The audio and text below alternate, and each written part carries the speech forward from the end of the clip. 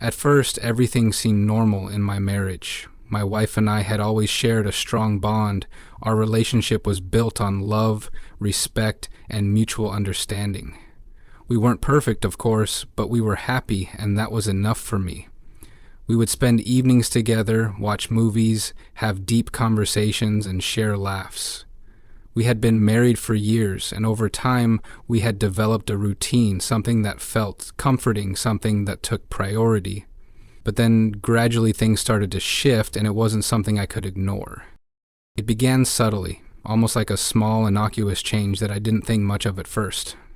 She started suggesting we try something new in the bedroom.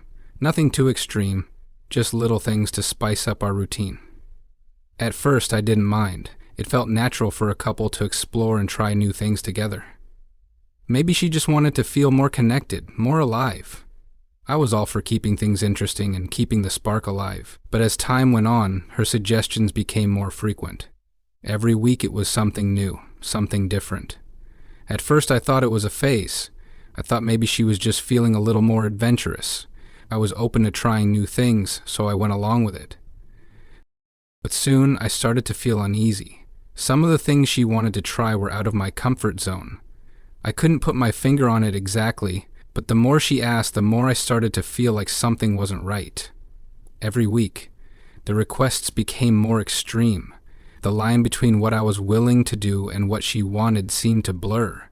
I wasn't sure where to draw the line anymore. It wasn't that I didn't want to please her. Of course I did, but some of these requests felt strange to me. They felt wrong.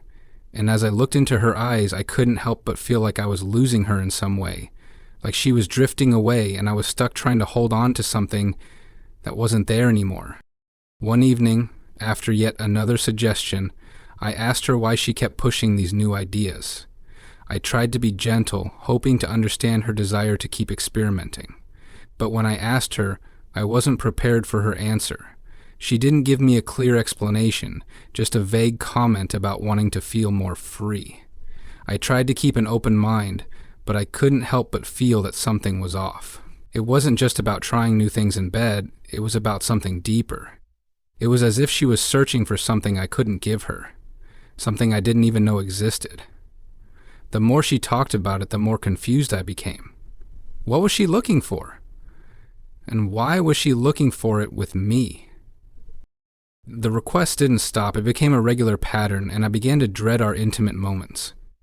I hated feeling like I was being pushed to do things that didn't sit right with me. It wasn't about the physical act itself. It was about the idea that she was asking me for things that felt alien to our relationship. It felt like she was asking for something more than just physical connection. It felt like she was asking for something I couldn't give her, something outside of our marriage. I began to wonder if I was just being selfish. Maybe I wasn't open-minded enough. Maybe I was too rigid, too stuck in my own views of what intimacy should be. But as much as I tried to understand, I couldn't shake the feeling that there was something wrong.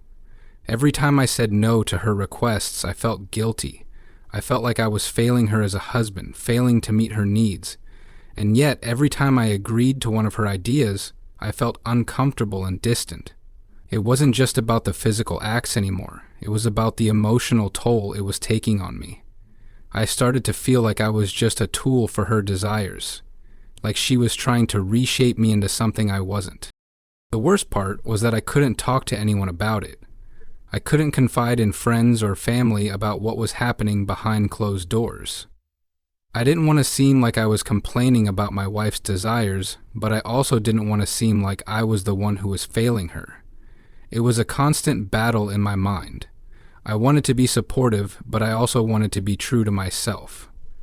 I wanted to make her happy, but I didn't want to lose myself in the process.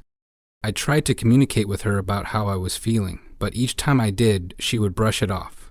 She'd tell me I was overthinking it, that I should just relax and enjoy the experience. But how could I enjoy something when I felt so disconnected from it? How could I be present with her when it felt like she was drifting further and further away from me? I wanted to tell her everything, how I was feeling, how I was confused, how I was starting to feel like I wasn't enough for her, but the words never came out. Instead, I just went along with it, week after week, each time feeling more and more detached. The requests she made were no longer just about spicing things up. They had become demands. It was no longer a suggestion, it was an expectation. And I couldn't keep up. I couldn't keep pretending that everything was fine when I felt so uncomfortable. I began to resent the situation. I resented that she was asking for things I wasn't willing to do. I resented that she wasn't listening to me when I expressed my discomfort. I resented that no matter what I did, I couldn't meet her expectations. But most of all, I resented that I had to feel like this, trapped, confused, and unsure of who I was in my own marriage. Looking back, I can see the warning signs now. I can see how her behavior slowly began to change, how the things she asked for became more extreme. But at the time, I didn't understand what was happening. I just thought it was a phase, something that would pass. But it didn't. It only got worse. I didn't realize that, in her pursuit of something I couldn't give her, she was already looking elsewhere. At the time, I couldn't have imagined what was really going on behind my back. I couldn't have known that the intimacy we shared was no longer enough for her, and I had no idea that, in seeking to please her, I was only losing myself in the process. End of section 12, recording by Nathan Percy, Philadelphia. One evening, my wife came to me with an unusual look in her eyes. It was different from the usual spark she carried when she approached me for one of her requests. She seemed more hesitant this time, more uncertain. She told me that she wanted to ask me something, but warned me not to get upset. Her voice had a nervous tone, and I could tell something was on her mind, something she wasn't sure how to bring up. Normally, I would have been open to whatever she had to say, but the way she spoke to me that night made me feel uneasy. She wasn't being her usual self, light-hearted, playful, and carefree. She seemed serious, almost burdened. I tried to hide my concerns, assuming she just had a random thought or something she had been thinking about that might be odd but harmless. She had always been adventurous in the bedroom, and I never had a problem with that, but something about her hesitation made me question whether this time was different. She asked me, softly, if I would be okay with something. I could tell she was choosing her words carefully, trying to ease me into whatever request she had. I told her I was open to anything, that she could talk to me about whatever it was. But instead of immediately saying what she wanted, she sat there in silence for a few moments, her gaze fixed on the floor. It was as though she was preparing herself for something difficult. I waited, growing more anxious by the second. It wasn't like her to be this reserved, this guarded. My mind began racing. What could it possibly be? Why was she acting so strange? Finally, she leaned in closer to me, and in a quiet whisper, she told me what she wanted. It wasn't anything I expected. The words hit me like a punch to the stomach. I couldn't believe what I was hearing. She was asking for something that, to me, felt completely out of bounds. Something so far beyond anything we had ever done before that it made my skin crawl. She wanted something that, deep down, I couldn't even begin to fathom participating in. I felt a wave of nausea rise in my chest. My stomach twisted, and my heart skipped a beat. I wanted to believe it was just a misunderstanding, that maybe I had misheard her, or that it was just a passing fantasy, something she wasn't truly serious about. But as I looked into her eyes, I realized she wasn't joking. She wasn't asking me in a playful or teasing way. She was dead serious. It was as though she was waiting for my approval, for me to say yes. I couldn't make sense of it. How could she ask me for something so completely out of the blue? I felt betrayed by the very request itself, like she was asking me to be part of something I wasn't equipped to handle, something I didn't even want to imagine. She had been pushing the boundaries in bed for a while, and I had gone along with it, sometimes reluctantly, sometimes out of curiosity. But I had always trusted that it was just part of exploring intimacy together.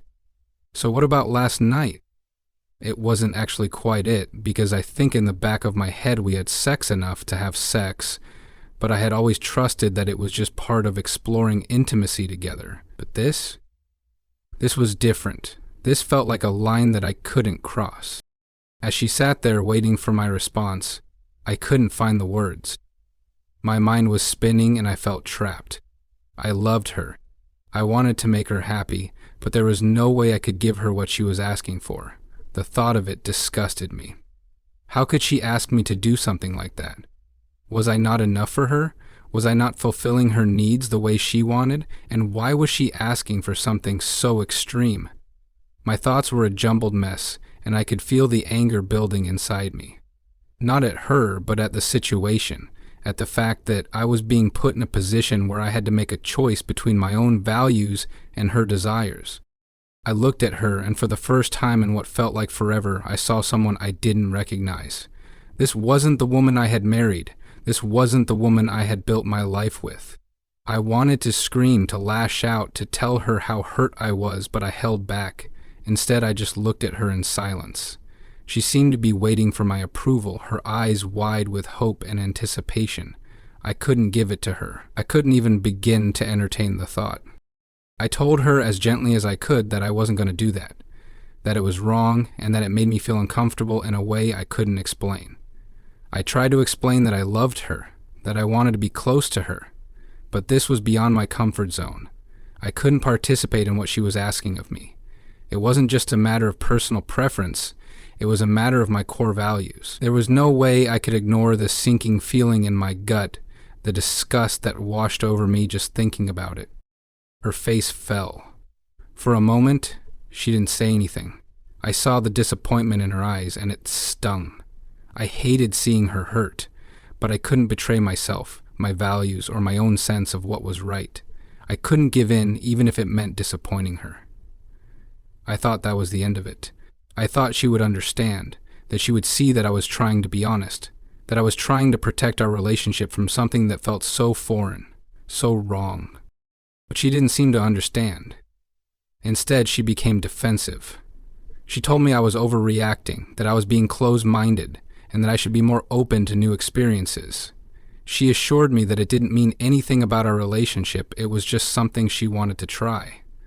But in my heart, I knew it wasn't just about trying something new. There was something deeper beneath her request. She wasn't just asking for novelty or excitement. She was asking for something that was fundamentally different from what we had built together. I couldn't put my finger on it, but I felt it in my bones. I couldn't shake the feeling that this was the beginning of something much darker than either of us could have anticipated. I told her again that I couldn't do it, that I loved her, but this was where I drew the line. I was firm, but I tried to stay calm. I didn't want to escalate things, but inside I was breaking. I felt like I was losing her, like I was losing the person I thought I knew. She didn't seem to accept my decision, and I could see her frustration building. She tried to convince me again, but I remained unmoved. The more she pushed, the more certain I became that I had made the right choice. That night, I lay awake in bed, staring at the ceiling, unable to sleep. I kept replaying the conversation in my mind, trying to understand why she had asked me for something so extreme. What was going on inside her? What was she looking for that she couldn't find with me? And what did this mean for us? I felt lost, trapped in a relationship that seemed to be falling apart, even though I hadn't seen it coming. It was then that I realized the truth. Something was fundamentally broken between us. Something I couldn't fix. And I didn't know how to face it. 2 months passed after that conversation with my wife, and though things seemed to settle into a routine again, I couldn't shake the feeling that something had changed. On the surface, everything looked normal. We still shared the same home, still had our daily interactions, but deep down I felt a growing distance between us. I could tell she was still distant, and it wasn't just in the bedroom. It was as if the intimacy we once shared had vanished, replaced by a coldness that lingered between us. She no longer seemed the same. I couldn't pinpoint when exactly. Things started to feel off, but I knew something wasn't right. She wasn't as affectionate, not as present. When we were together, it felt like there was always a wall between us, something unsaid that was hanging in the air. It wasn't just the intimacy. It was the connection we once had, the closeness. I began to feel like I was just a stranger living in my own home. It was during this time that things began to take an even darker turn. It started with my son. He came to me one afternoon, his face streaked with tears, holding a tape in his trembling hands. I didn't know what it was at first, but the sight of his tears immediately sent a wave of panic through me. I crouched down, asking him what was wrong, but all he could do was sob. He didn't even know how to explain. I had never seen him like this before, so scared, so vulnerable. In the midst of his tears, he finally told me that he had found something. He didn't know exactly what it was, but it was something that upset him deeply. He didn't want to keep it to himself, and it seemed like he felt he had to show me. His hands were shaking as he handed me the tape, and I could see the fear in his eyes. I took the tape from him, trying to calm him down, not knowing what to expect. He didn't say much more. His distress was enough to tell me that whatever was on this tape, it wasn't good. I took the tape, feeling a sinking sensation in my stomach. As I walked to the living room, I felt a heaviness in my chest. I didn't know what to expect, but I knew that whatever it was something that would change everything. My mind raced with questions, but I couldn't find any answers. All I could think about was my son, and why he would be so upset over something like this. I set the tape into the player, hoping for the best, but fearing the worst. The moment the video started playing, my stomach dropped. I couldn't believe what I was seeing. There she was, my wife on screen, but not as I had ever known her. She wasn't alone. She was with someone else, my best friend. The shock hit me like a bolt of lightning, and I felt the world around me begin to crumble. I froze, unable to look away. The images were clear, undeniable. They weren't subtle. They weren't a misunderstanding. It was happening right in front of me, on that screen. My wife, the woman I had trusted, the woman I had loved, was doing things with my best friend that should have never happened. The betrayal hit me with such intensity that I could barely breathe. As I watched, I felt a mixture of emotions flood me. Anger, disbelief, confusion, and heartbreak all swirled together. How could this be happening? How could she do this to me, to our family? I felt sick to my stomach. My mind refused to accept it, but the evidence was right there. My best friend, someone I had trusted, someone who had been in my life for years, had crossed the line. I had always thought of him as a brother, someone who would never betray me, but now I could see the truth. They had been seeing each other behind my back, and I was the last to know. The anger was immediate and intense. It burned through my veins, filling every part of me. How long had this been going on? How many times had I been lied to? How many times had I been living in the dark, completely unaware of the betrayal happening right under my nose? I wanted to scream, to confront them, to demand answers, but I couldn't. I was paralyzed by the shock. I felt like my whole world had just shattered, and I didn't know how to pick up the pieces. As I sat there watching the video unfold, my son's crying echoed in my mind. I couldn't help but think about what he had witnessed, about how much pain he must have been feeling.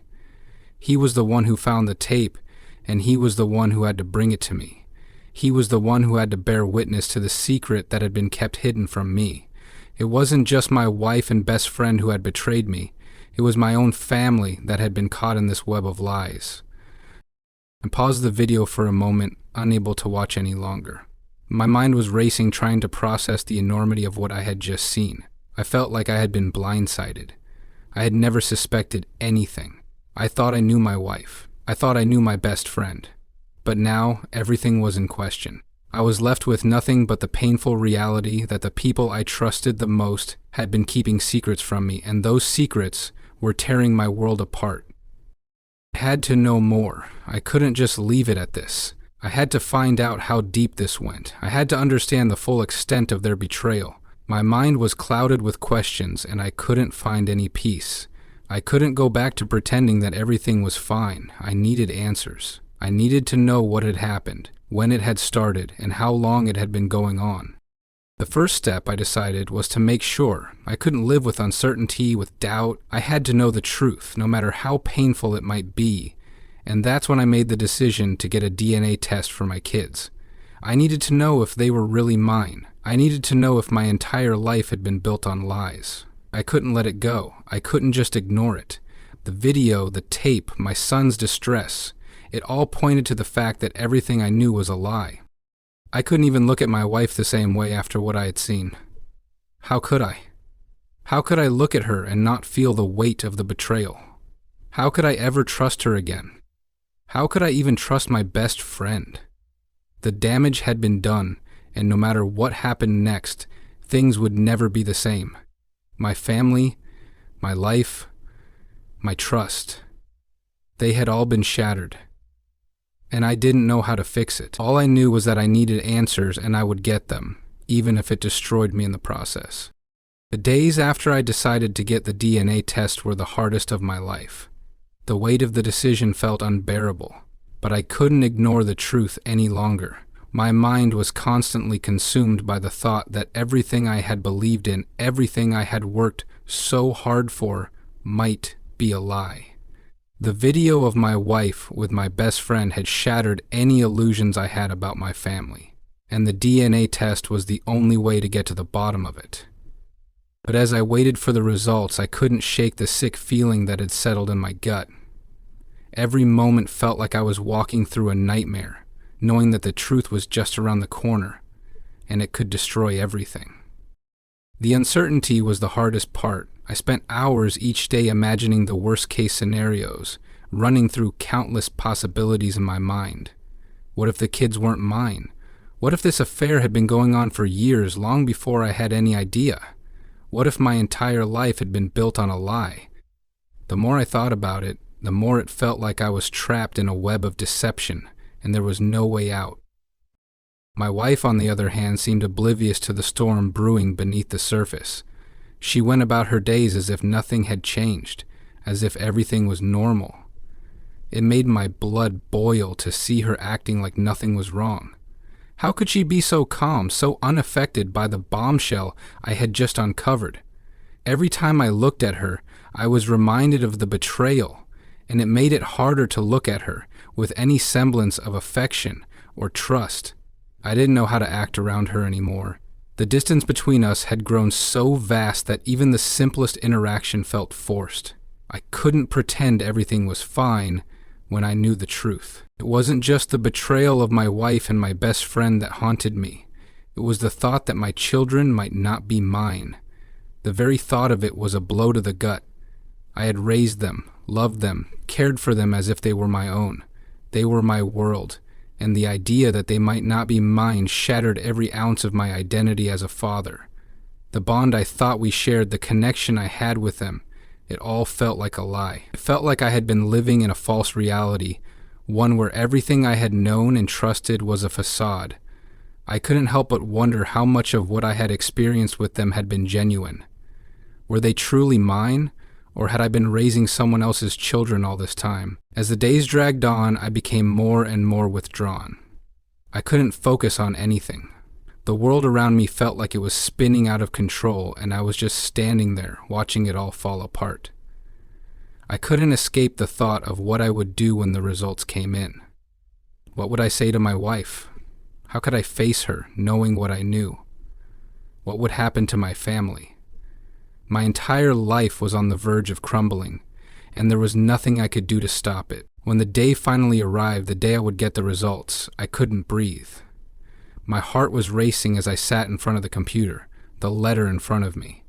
The moment of truth had arrived. I opened the email and stared at the screen, waiting for the results to load. It felt like an eternity as the page slowly filled in, revealing the results. My hands shook as I read the words that confirmed everything I had feared. The DNA test had come back, and the children weren't mine. The words blurred in front of my eyes, and for a moment I couldn't process what I was reading. My mind was in shock, unable to fully comprehend the enormity of what this meant. It was as though the ground had been ripped out from under me and I was falling into an abyss. I had spent years raising these children, teaching them, guiding them, loving them, and now I was faced with the gut-wrenching realization that they weren't even mine. The pain was unbearable, and I could feel it in every part of my body. It was a physical ache, deep in my chest, that threatened to swallow me whole. I couldn't stay in the house any longer. I needed to get out. I needed to clear my head, to escape the suffocating reality that had descended on me. I grabbed my coat and walked out the door, not knowing where I was going or what I was going to do. The world outside seemed so distant, so irrelevant compared to the chaos in my mind. Every step I took felt heavy, like I was walking through mud. I didn't know how to process what had just happened. I didn't know how to move forward. As I walked aimlessly, the thoughts in my head kept swirling. I kept thinking about my wife. The betrayal was already so deep, but now it felt like a whole new level of deception had been exposed. She had lied to me in ways I couldn't even fathom. Not only had she cheated on me with my best friend, but she had also kept the truth about our children from me.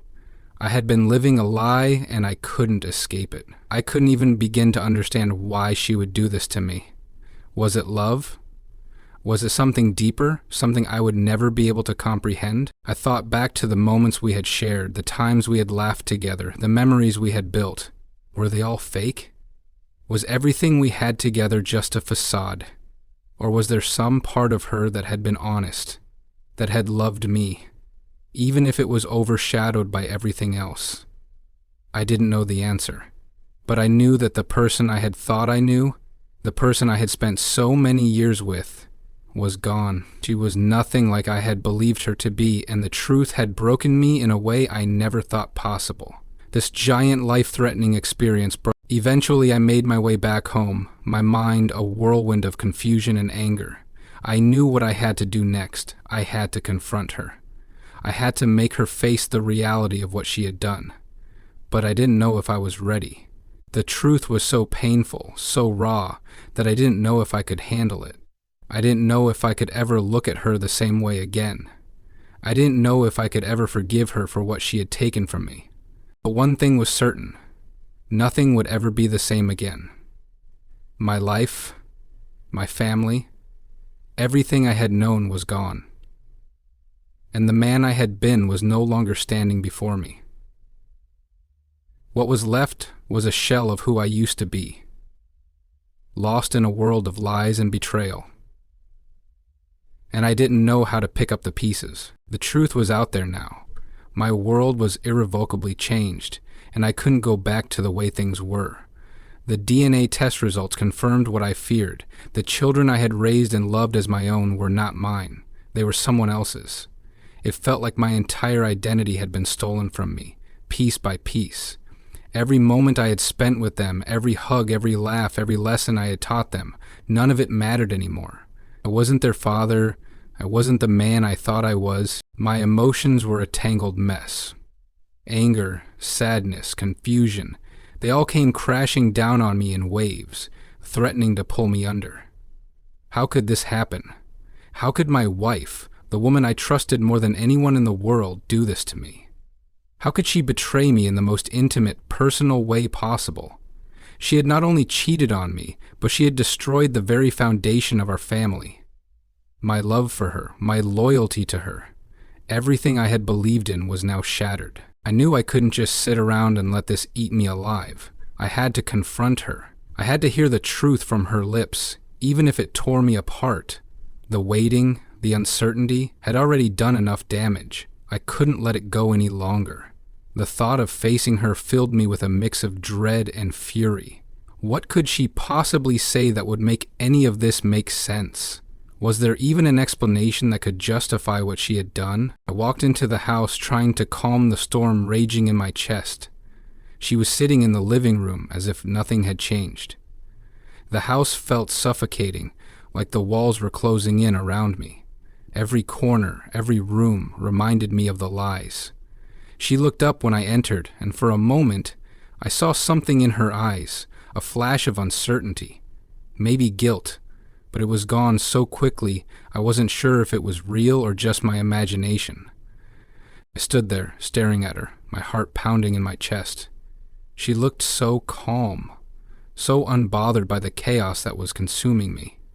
How could she be so unaffected I could barely stand to be in the same room with her, let alone have a conversation? But I knew I had to say something. I couldn't keep pretending everything was fine when I was falling apart inside. She said, smiling. Finally, I spoke. My voice was low, but filled with anger. You need to tell me the truth, I said, each word heavy with meaning. What's going on? Why did you do this to me? To our family. She looked at me, her eyes wide, as if she was caught off guard. For a moment, she didn't say anything, just stared at me like she was trying to figure out what to say. I could see the gears turning in her mind, but she didn't seem to have an answer ready. How could she? How could anyone explain the mess she had created? Unlike her, the victims sought help, pled with family members, and yet treated and laughed with joyfully. She was completely okay. I don't know what you're talking about, she finally said, but I could hear the shakiness in her voice. It wasn't convincing, not even close. She knew exactly what I was talking about. Don't lie to me, I snapped. I know what you did. I saw the video. I know about you and best friends. You think I don't know? You think I didn't see the truth? Her face went pale and she froze. I could see the fear in her eyes now. She knew I had found out. She knew the jig was up. But still, she didn't immediately admit it. Instead, she tried to deflect. It's not what you think, she said, her voice trembling. You don't understand. I couldn't believe it. Even now, after everything, she was trying to justify it. My heart was breaking in ways I didn't think were possible. How could she do this? How could she stand there and lie to my face when I had the evidence right in front of me? My trust in her was gone. I couldn't look at her the same way anymore. Every time I thought of her, I would remember the betrayal, the lies. There would be no going back from this. I saw everything, I said, my voice colder than I thought I was capable of. I saw the tape. I know what you did. You betrayed me with him. You didn't just sleep with my best friend, you lied to me, and you lied to our kids. They're not even mine. Her face twisted with guilt, and for a brief moment I thought she might finally admit the truth. But then she shook her head. No, she whispered, you're wrong. They're yours, I swear. But I wasn't fooled. I knew what I had seen. The DNA test didn't lie. My whole world was falling apart, and there was nothing she could say to make it better. Nothing she could say would erase the pain, the hurt, the devastation that had taken root inside me. You can't take it back, I said. It's too late for excuses. The truth is out there now. And it's not just about the affair anymore. You've destroyed everything. Our family, our life, it's all gone. I felt the tears welling up in my eyes, but I refused to let them fall. I couldn't show her that weakness. I couldn't let her see how deeply this had cut me, how much it hurt to realize that the person I had loved, the person I had trusted with everything, was capable of something so cruel. The silence between us stretched on, and I could feel the tension growing thicker with every passing second. I didn't know what I wanted from her, maybe an apology, maybe some explanation, but in my heart I knew there was nothing she could say that would make any of this right. I knew I had to go through with it. She stood up slowly, as if unsure of what to do. I'm sorry, she said, but the words felt hollow. They didn't carry the weight they should have. She wasn't sorry for what she had done to me, to our family. She was sorry she had been caught. You don't get to say sorry, I said, my voice barely above a whisper. Not after everything. Not after the lies, the cheating, the destruction you've caused. I turned away from her, not wanting to hear anything else she had to say. I didn't know where I was going from here. I didn't know how to move forward. But I knew one thing for sure. I couldn't stay in this house, in this life, with her anymore. Everything had changed, and there was no going back. I walked out the door without another word. As I stepped outside, I realized that the hardest part wasn't over yet. I had to figure out what to do next. I had to pick up the pieces of my shattered life. But as I walked away from the home I had once loved, I couldn't shake the feeling that my world was falling apart, and I didn't know how to put it back together.